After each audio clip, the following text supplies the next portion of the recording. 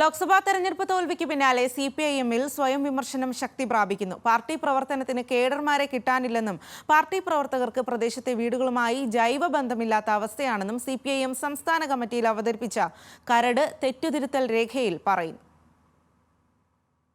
സിപിഎമ്മിന്റെ അടിസ്ഥാന വോട്ട് ബാങ്കായ ഹൈന്ദവ വോട്ടുകൾ ബി.ജെ.പിയിലേക്ക് ചോർന്നു പോകുന്ന സ്ഥിതിക്ക് അടിയന്തരമായി മാറ്റമുണ്ടാകണം.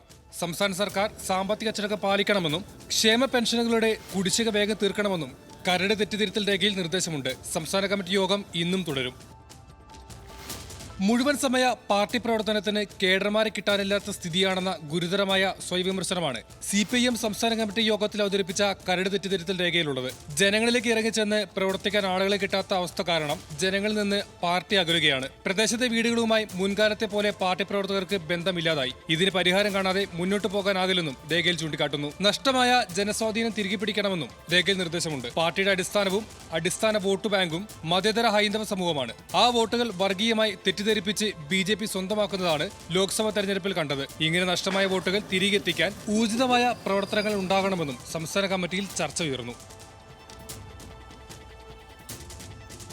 ക്ഷേത്രങ്ങളിലും കലാരൂപങ്ങളിലും ക്രൈസ്തവ മുസ്ലിം ആരാധനാലയങ്ങളിലുമെല്ലാം വർഗീയ ശക്തികൾ കടന്നുകയറുന്നത് തടയണം. ക്ഷേമ പെൻഷൻ കുടിശ്ശിക വേഗത്തിൽ കൊടുത്തു തീർക്കണമെന്നും രേഖയിൽ നിർദ്ദേശിക്കുന്നു. വികസന പദ്ധതികൾ മുടങ്ങിക്കിടക്കുന്ന സ്ഥിതി ജനങ്ങൾക്കിടയിൽ മോശം അഭിപ്രായം രൂപീകരിക്കപ്പെടാൻ കാരണമാകുന്നുണ്ട്. സമയബന്ധിതമായി വികസന പദ്ധതികൾ പൂർത്തിയാക്കണം. സാമ്പത്തിക അച്ചടക്കം പാലിക്കാനും ദൂർത്തൊഴിവാക്കാനും സർക്കാർ ശ്രദ്ധിക്കണമെന്നും നിർദ്ദേശമുണ്ട്. സംസ്ഥാന കമ്മിറ്റി യോഗത്തിലെ ചർച്ചകളെ തുടർന്ന് മാർഗരേഖ അംഗീകരിച്ച് തെറ്റുതിരുത്തൽ നടപടികളിലേക്ക് സിപിഎം കടക്കും. ന്യൂസ് മലയാളം, തിരുവനന്തപുരം.